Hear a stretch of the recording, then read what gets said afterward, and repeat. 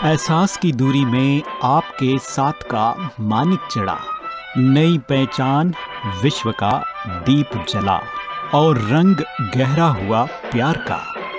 ये है सप्तरंग। जी हाँ, रेडियो शिवनेरी लेकर रहा है आपके लिए कार्यक्रम सप्तरंग प्यार का।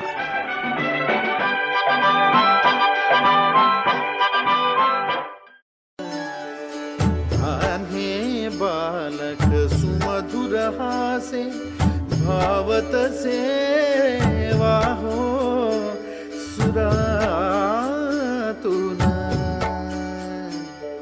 ओंकार गणपती अधिपती सुखपती छंदपती गंधपती अधिपती सुखपती छंदपती गंधपती सुरपती लीन निरंतर निरंतर हो सूर निरागस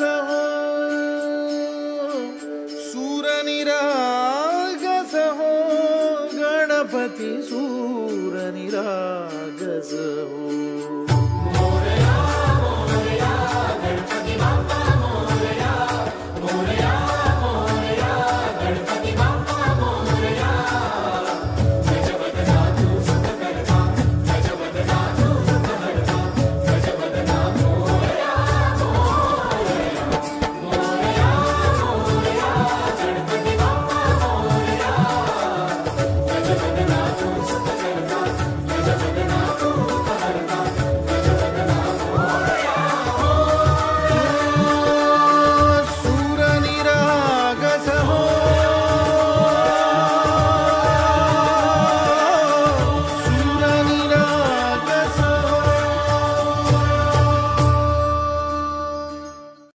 नमस्कार मित्रांनो, मी आहे प्रज्ञा आणि आपण ऐकत आहात रेडिओ शिवनेरी 90.4 FM वर आवाज तुमचा आमचा।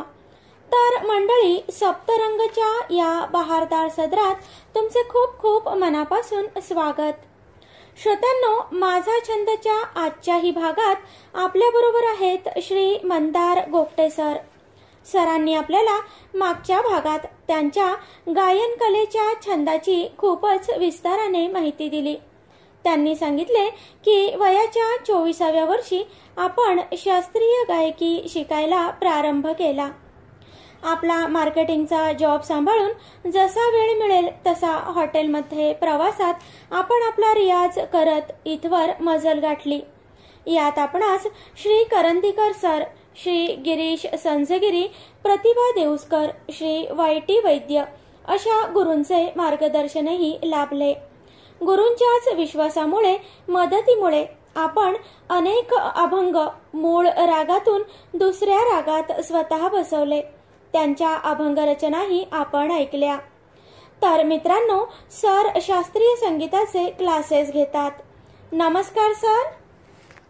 सर, मागच्या सदरात तुम्ही आम्हाला तुमच्या संगीताच्या जीवन प्रवासाबद्दल सगळं सांगितलेलं आहे। तर त्यावेळीच तुम्ही हेही सांगितलंय की मी माझे गाण्याचे क्लासेस घेतो। तर तुम्ही हे क्लासेस कुठे घेता आणि तुमच्याकडे आतापर्यंत तुम्ही किती विद्यार्थ्यांना शिकवलं आहे आणि आता सध्या किती जण शिकतायत तुमच्याकडे, ते माहिती द्या मला। माझे संगीत क्लासेस चालू करायचा असं काही विचार नव्हता खरा। बरं।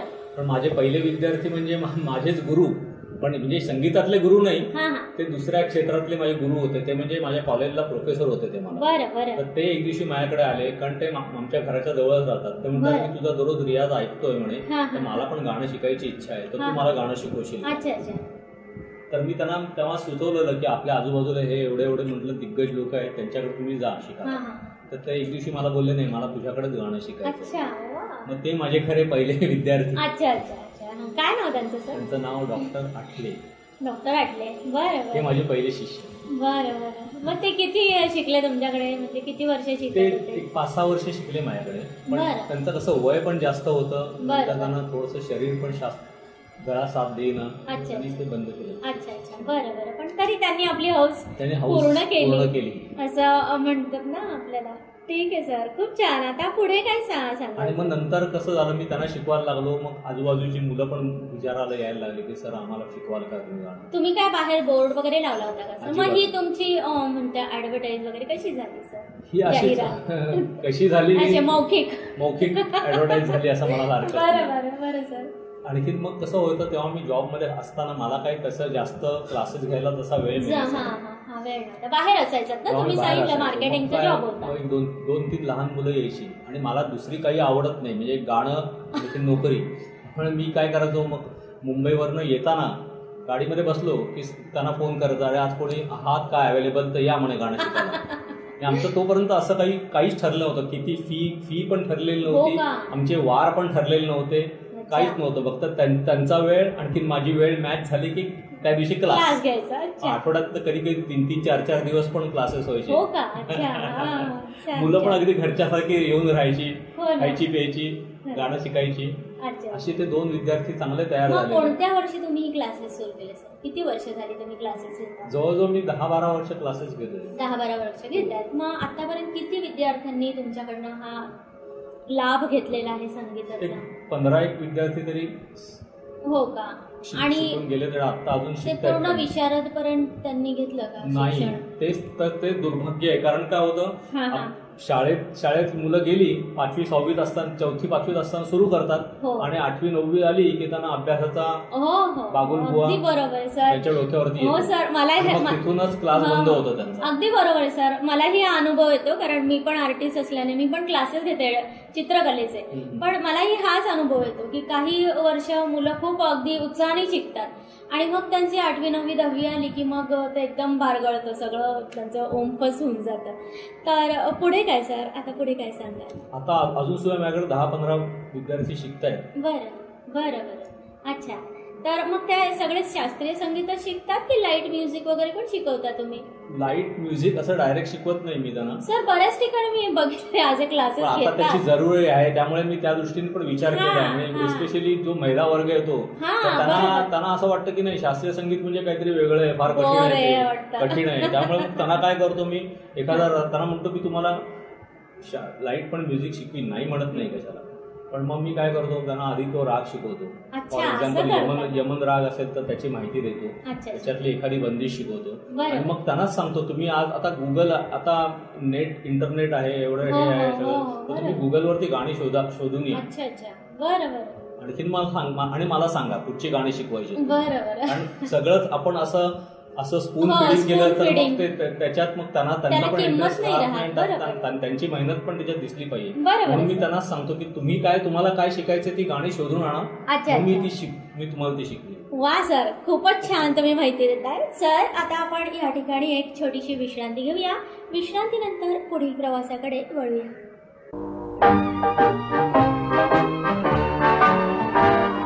सूरतेच छेडता गीत उमटले नवे,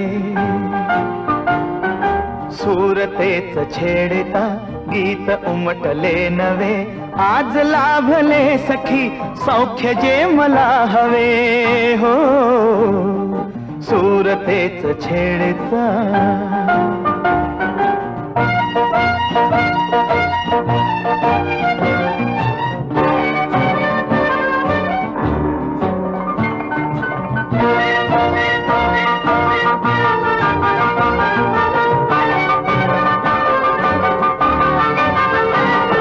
अबोल प्रीत बहरली हो,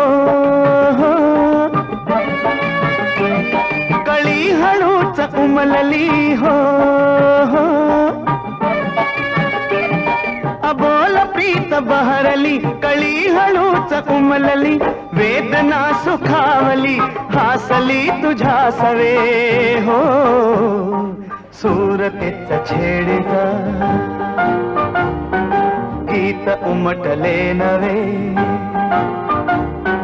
सूरतेच छेडता गीत उमटले नवे, आज लाभले सखी सौख्य जे मला हवे. हो, सूरतेच छेडता.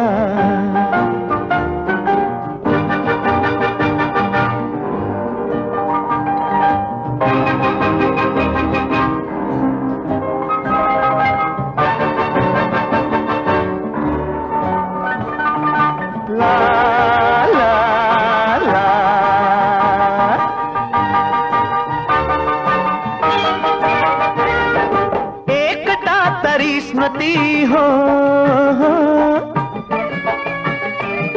तुझ्याच या सभोवती हो एकटा तरी स्मृती तुझ्याच या सभोवती बोललो कसे किती शब्द शब्द आठवे हो सूर तेच छेडिता गीत उमटले नवे सूर तेच छेडिता गीत उमटले नवे आज लाभले सखी सौख्य जे मला हवे हो सूर तेच छेडिता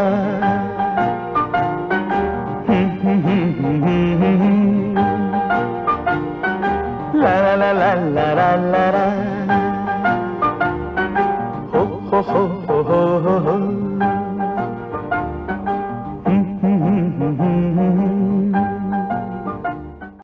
नमस्कार मित्रांनो, विश्रांतीनंतर तुमचे पुन्हा एकदा खूप खूप मनापासून स्वागत. तर मंडळी, माझा छंद या आपल्या कार्यक्रमात आजही आपल्याबरोबर आहेत श्री मंदार गोपटे सर. सर शास्त्रीय संगीताचे क्लासेस घेतात. तर सर, तुम्ही म्हणाला होतात की मी कार्यक्रम केलेले आहेत गाण्याचे वेगवेगळे, तर ह्या गाण्याच्या कार्यक्रमाचे काही आठवणी आहेत का? तर त्या आम्हाला ऐकायला नक्कीच पहिले मी माझ्या गाण्याच्या कार्यक्रमाचं स्वरूप तुम्हाला सांगतो. बरं, सांगा सर. माझं स्वरूप असं असतं की पहिले अर्धा पाऊण, कमीत कमी अर्धा पाऊण तास एक ख्याल गायन. बरं. आणि त्याच्यानंतर मग नाट्यसंगीत, अभंग, ठुमरी हे बाकीचे उपशास्त्रीय प्रकार मी गातो. बरं सर. मी भावगीत आणखीन फिल्म संगीत शक्यतो गात नाही. बरं सर. पण ते गाऊ शकता ना तुम्ही, म्हणजे सवय आहे तुम्हाला? गाऊ शकतो, पण मी ते मैफिलीत गात नाही. मैफिलीत नाही गात? अच्छा, असं गाऊ शकाल. बरं सर, आता अजून काही अनुभव असतील तर सांगा जरा. नंतर एक असा अनुभव होता की एका ठिकाणी मी प्रोग्रामला गेलेलो होतो आणि प्रोग्राम झाला तर तिथे गाणं शिकलेल्या बाई होत्या. तर त्यांनी माझ्याकडनं ती एक आवर्जून भैरवी माझ्याकडनं लिहून घेतली. बरं, जे तुम्ही गायला होता प्रोग्राम, तो गायलेला होतो त्याचे शब्द. बरं सर, आता क्लासेस बद्दल काही सांगाल का, की तुमच्याकडे कोणत्या प्रकारचे विद्यार्थी येतात आणि ते विशारद वगैरे होतात का आजकाल असा जमाना आलाय की लोकांना झटकीपट पाहिजे, तर शास्त्रीय संगीत हे असं आहे की त्याला खूप वेळ लागतो सर शिकायला? शास्त्रीय संगीत हे शिकवणं ह्याला फार पेशन्स लागतात. हो सर, हे असं एका हातात आज केलं आणि उद्या आलं हा प्रकार नाहीये. बरोबर. मला आठवते मी एक राग पहिला जवळजवळ वर्ष दीड वर्ष शिकत होतो. बापरे. कारण एक तुम्हाला पहिला राग आला की बाकीच्या रागाला तेवढा वेळ लागेल, तुम्हाला त्याच्यातले रस्ते मिळत जातात. बरोबर. पण हे हल्लीच्या पिढीनं पटकन कळत नाही आणि किंवा तेवढे पेशन्स नसतात. झटकीपटचा जमाना आहे सर, पेशन्स नाहीयेत लोकांमध्ये. आता महिनाभर एक राग चालला तरी पुष्कळ झालं. हो का? आता सर दुसरं शिकवा. अच्छा, असं म्हणतात, लगेच कंटाळतात ना. आणि इव्हन सर तुम्हाला पालकांचे पण काही अनुभव आलेत ना या मागे, तुम्ही मगाशी म्हणाले पालकांची पण अपेक्षा असते, हे अलंकार किती दिवस करून घेत आहेत, 2 महिने झाले अजून गाणं का शिकवत नाहीत. पण अलंकार हा बेस आहे. जसं आपण कॉम्प्युटरमध्ये प्रोग्रामिंगला आधी लँग्वेज शिकायला लागते, ही थोडक्यात लँग्वेज आहे. अलंकार शिकणं ही लँग्वेज आहे. बरोबर. त्याच्यावरती सगळा पुढचा संगीताचा डोलारा उभा असतो. हो ना. पण हे पटणं समजा त्यांना संगीताची काही माहिती नसेल तर कठीण असतं. बरोबर. सर, आजकाल टीव्हीवर पण खूप प्रोग्राम्स असे झालेत ना की त्याच्यात जाण्यासाठी पण आजकालच्या पालकांना असं वाटतं, आपल्या मुलांकडनं पाल्यांकडनं खूप त्यांच्या अपेक्षा असतात की यांनी पटकन गाणं शिकावं आणि मग सारेगम सारख्या प्रोग्राम मध्ये जावं. तर असं का होतं सर? तुम्हाला काय वाटतं त्याच्या मागचं कारण काय असावं? नाही, याच्या मागचं कारण असं आहे की बाबा हे समोरचा करतोय म्हणजे आपल्याला करता आलं पाहिजे. पण ह्याला काही शॉर्टकट नाही. जी मुलं असतात तर त्यांनी तेवढी मेहनत केलेली असते. हो सर. तेवढं त्यांनी हे अवगत केलेली असते त्याला. खरंय सर, अगदी खरंय सर. तर तेवढे ते पेशन्स पूर्वीसारखे राहिलेले नाहीत. जसं तुम्ही सांगितलं की तुम्ही एवढ्या उशिरा चालू केलं आणि 30 नंतर तुम्ही विशारद झालात, तर तुमच्या इतके पेशन्स आजकाल मुलांमध्ये नाहीयेत असं तुम्हाला पदोपदी जाणवत असेल. तर सर, आजकालच्या पिढीला तुम्ही काय सांगाल, की काय मेसेज काय द्याल याबद्दल? काही नाही, हे जे संगीत जी किंवा कुठची कला ही आपल्या स्वतःसाठी करा पहिले. बरं सर. मग लोकांसाठी. अगदी बरोबर. जर तुम्ही गाताना तुम्ही स्वतःला सॅटिस्फाईड, तुम्ही स्वतः सॅटिस्फाईड असेल तर समोरचा सॅटिस्फाईड होईल. पहिले ते तो जे काही ते गाणं जे आहे ते तुम्ही स्वतः एन्जॉय करा. बरोबर. मग लोक एन्जॉय करतील. बरोबर. आणि संगीत ही एकच कला अशी आहे की आपण याच कलेद्वारे आपण देवाच्या जवळ जाऊ शकतो. हो सर, कुठलीही कला देवापर्यंत जर शुद्ध मनाने केली ती त्याची उपासना या कलेची, तर आपण नक्कीच देवाच्या सान्निध्यात आपण जाऊ शकू. तर सर आता आपण एक विश्रांती घेऊया आणि विश्रांतीनंतर आम्हाला तुमच्या कुटुंबाबद्दल थोडंसं ऐकायला नक्कीच आवडेल सर. त्यांचा सपोर्ट तुम्हाला कसा मिळाला? जीवन गाणे, जीवन गाणे गातच राहावे, जीवन गाणे गातच राहावे, चाले गेले विसरून जावे, पुढे पुढे चालावे, जीवन गाणे गातच राहावे, जीवन गाणे गातच राहावे.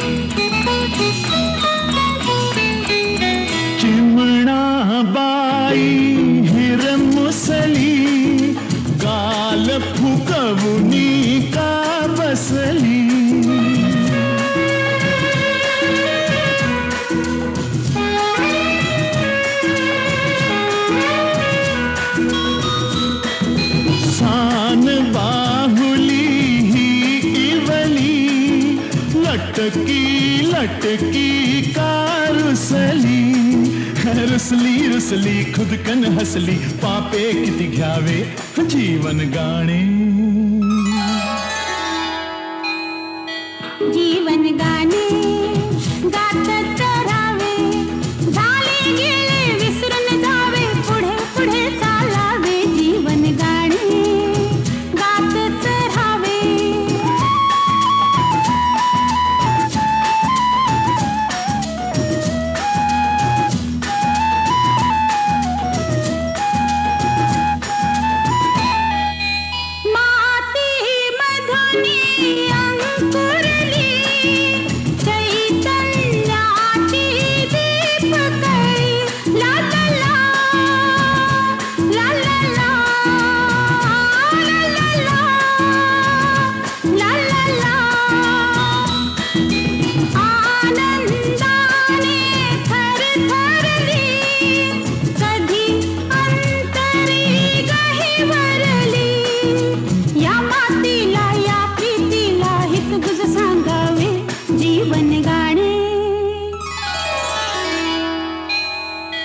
जीवन गाणे गातच राहावे, झाले गेले विसरून जावे, पुढे पुढे चालावे, जीवन गाणे गातच राहावे, जीवन गाणे गातच राहावे. नमस्कार मित्रांनो, विश्रांतीनंतर तुमचे पुन्हा एकदा खूप खूप मनापासून स्वागत. तर मंडळी, माझा छंद या आपल्या कार्यक्रमात आजही आलेले आहेत श्री मंदार गोपटे सर. सर शास्त्रीय संगीताचे क्लासेस घेतात. तर सर, आतापर्यंतचा तुमचा प्रवास आम्ही खूप छान 2 भागामध्ये ऐकलेला आहे. तर आता ह्या कार्यक्रमाच्या उत्तरार्धात आम्हाला तुमच्या कुटुंबाबद्दल जाणून घ्यायला आवडेल की कुटुंबाचा तुम्हाला ह्या कामी कसा सपोर्ट मिळाला ते सांगा. वडिलांपासून सुरुवात करा सर. माझ्या वडिलांमुळे मी या कला क्षेत्रात या गाण्याच्या क्षेत्रात आलो आणि माझ्या वडिलांचा आवाज अतिशय गोड होता. पण त्यांना तसं रितसर शिक्षण त्यांना जास्त काळ मिळाला नाही. आणि त्यांनी मला सांगितलं की तुझा आवाज चांगला आहे तर तू गाणं शिक. मी ते पण ज्या गुरूंकडे शिकायचे त्यांच्याकडेच पहिले सुरुवात केली. आम्ही दोघं एकत्र रियाज पण केलेला आहे वडील आणखी मिळून सुरुवातीच्या काळात. पण नंतर माझे वडील लवकर गेले. किती साली गेले सर? ते 2000 साली. 2000 ला गेले. बरं, ठीक आहे सर. पुढे सांगा सर. आणि नंतर लग्नाच्या नंतर देखील माझ्या मिसेस आणखीन माझ्या बायकोनी आणखीन माझ्या आईने मला खूप प्रोत्साहन दिलं गाण्यासाठी. माझ्या बायकोनी मला विचारलं तू गाणं शिकतोयस पण तुझ्या परीक्षा किती झाल्या? परीक्षेची काय गरज आहे? कारण मला आज पण परीक्षा ही पद्धत तशी मान्य नाही. आता मी मुलांना परीक्षेला बसवतो पण परीक्षा पास झालं म्हणजे तुम्हाला गाणं आलं या ह्याच्यावरती. सर म्हणजे हे असं झालंय की पूर्वीच्या काळी जसं मुलगा विचारायचा की मुलीला की तुला कुठपर्यंत शिक्षण झालंय काय लिहितं, या काळात आता जमाना बदललाय. तर तुमच्या पत्नीने तुम्हाला विचारलं काही नाही, तू आता ज्या गांधर्व महाविद्यालयाच्या परीक्षा आहेत त्या दे, तुला त्याचा फायदा हो नाही तर न हो. तर मी म्हटलं ठीक आहे. त्याने मला विरोध तरी म्हणजे माझं गाणं तरी चालू राहील. तिने सजेस्ट केलंय त्यामुळे ती तसा सपोर्ट पण मिळेल तिचा. त्यामुळे तिच्यामुळे मी आज विशारद झालो असं मी म्हणू शकतो. तिने मला सांगितलं विशारद हो म्हणून मी विशारद झालो आणि त्याचा मला आज फायदा होतोय. आणि आपण म्हणतो कारण परीक्षा पद्धत जरी त्यांनी गाणं येणं किंवा न येणं हा भाग वेगळा आहे पण परीक्षेचा जो अभ्यास होतो त्यामुळे तुमच्या गाणं गाताना पण तुमचा अभ्यासपूर्ण गाणं होतं. हो सर, अगदी बरोबर आहे. बरोबर बोलला सर. आता अजून आईनी कसा सपोर्ट दिला तुम्हाला? तुमच्या आईनी काय आईला माझ्या गाण्याची आवड आहे पण ती जास्त करून लाईट गाण्याची आवड आहे. त्या पण गातात का? ती गात नाही पण ती म्हणत ती सारखी मला म्हणायची तू सगळं फक्त ख्याल का गातोस म्हणे, एखादा अभंग नाट्यसंगीत वगैरे गा ना. मग मी म्हटलं की नाही करू आपण नंतर करू. माझा आधी मला ख्याल गायकी जास्त जोपासायची. तर तिने एक दिवशी काय केलं, वहीमध्ये सगळी माझ्यासाठी गाणी लिहून काढली. ती म्हणे आता ही गाणी बसव तू. त्याच्यात तिने नाट्यसंगीत होती, अभंग होते, असं तिने तिच्या अक्षरावर लिहून काढली. तर मग अशा प्रकारे तुम्हाला घरातनं पण खूप छान सपोर्ट मिळत गेला सर. आता मुलाबद्दल थोडंसं सांगा. माझ्या मुलाला जसा मला परंपरेने आलेला आहे गाण्याचा वारसा किंवा आवाजाची देणगी, तशी माझ्या मुलाला पण आवाजाची देणगी मिळालेली आहे. त्याचा पण आवाज खूप गोड आहे. पण अजून तरी त्यांनी काही गाण्यासाठी तसा प्रयत्न केला नाही. बरं सर. पण मुळतः तो आमच्या म्हणजे माझ्या मुलं क्लासला यायची तेव्हा कधी कलासला बसायचा आणि खूप चांगला गायचा तो. पण नंतर काय म्हणा तर शिक्षणामुळे म्हणा किंवा काय म्हणा त्यांनी ते अजून तसं काय घेतलं नाही. तो आता आउट ऑफ इंडिया आहे.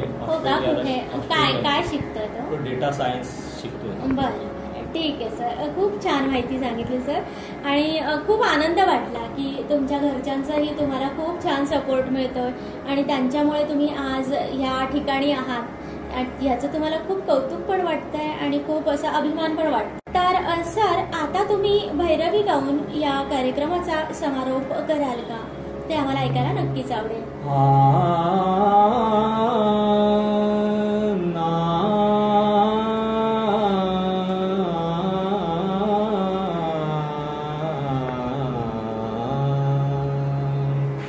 भजन सुना हरि नाम बिना, भजन सुना हरि नाम बिना, पर्वत सुना एक वृक्ष बिना, पर्वत सुना एक वृक्ष बिना, वृक्ष सुना एक पर्ण बिना, भजन सुना हरि नाम बिना, मंदिर सुना एक दीप बिना, मंदिर सुना एक दीप बिना, दीप सुना एक ज्योति बिना, भजन सुना हरि नाम बिना, प्रजा सुनी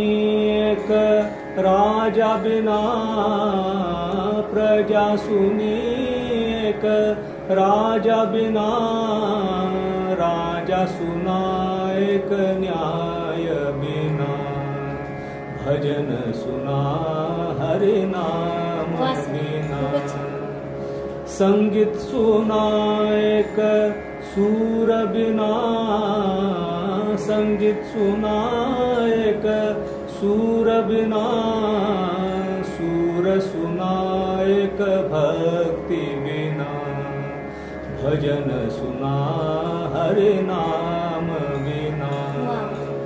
कहत कबीरा सुनो भाई साधो, कहत कबीरा सुनो भाई साधो, जगत सुना एक राम बिना, जगत सुना एक राम बिना, राम बिना, राम बिना हरि नाम बिना, भजन सुना हरि नाम बिना, भजन सुना हरि नाम बिना, हरि नाम बिना, हरि नाम बिना।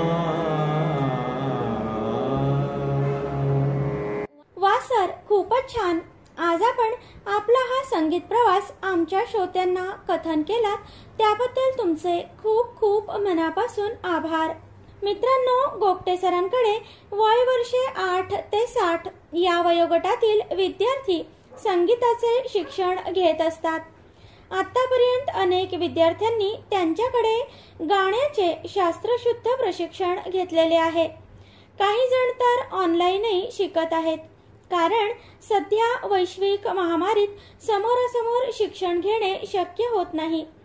यात परदेशातील विद्यार्थीही सामील आहेत. अमेरिका, ऑस्ट्रेलिया या देशांतूनही विद्यार्थी ऑनलाईन संगीताचा लाभ घेत आहेत. श्रोत्यांनो, आपल्यापैकी कुणाला जर संगीत शिकायचे असल्यास आपण 9967028157 या क्रमांकावर संपर्क साधू शकता. तर मंडळी, गेले 2 दिवस आपण गोगटे सरांकडून त्यांच्या गायन कलेविषयीच्या अनेक गोष्टी ऐकल्या. वयाच्या 24व्या वर्षी गायकीस प्रारंभ करून संगीताचा प्रवास आस्थागायत सुरूच ठेवणाऱ्या श्री मंदार गोगटे सरांना रेडिओ शिवनेरीचा मानाचा मुजरा.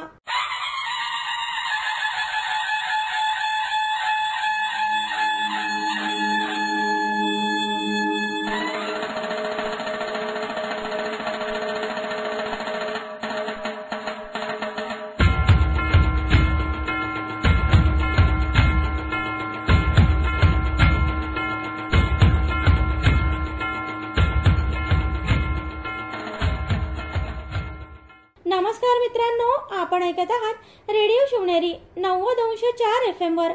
तर श्रोत्यांनो, याबरोबरच सप्तरंगचा माझा छंद हा भाग येथेच संपन्न होत आहे. पुन्हा भेटू सप्तरंगच्या पुढील सदरात आपल्यातीलच एका नवीन कलाकाराच्या भेटीसाठी. तोपर्यंत नमस्कार.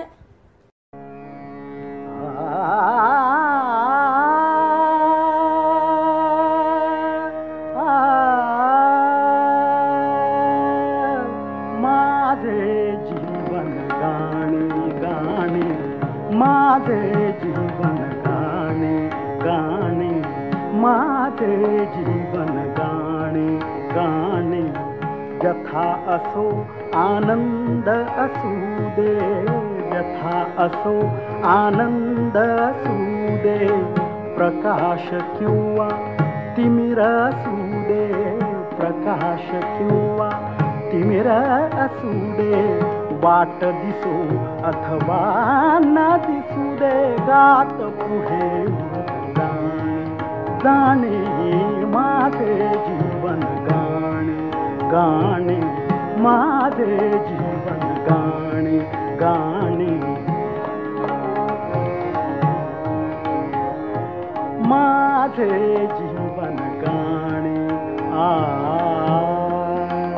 आ आ आ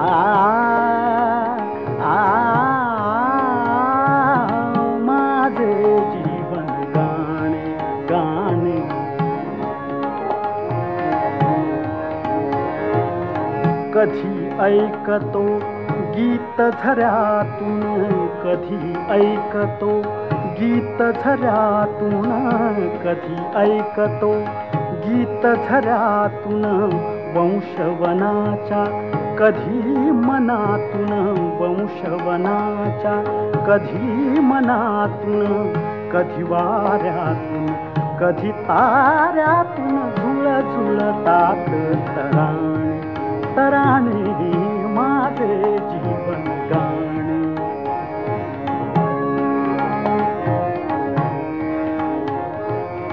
गाविह गानो माझ्या संगे,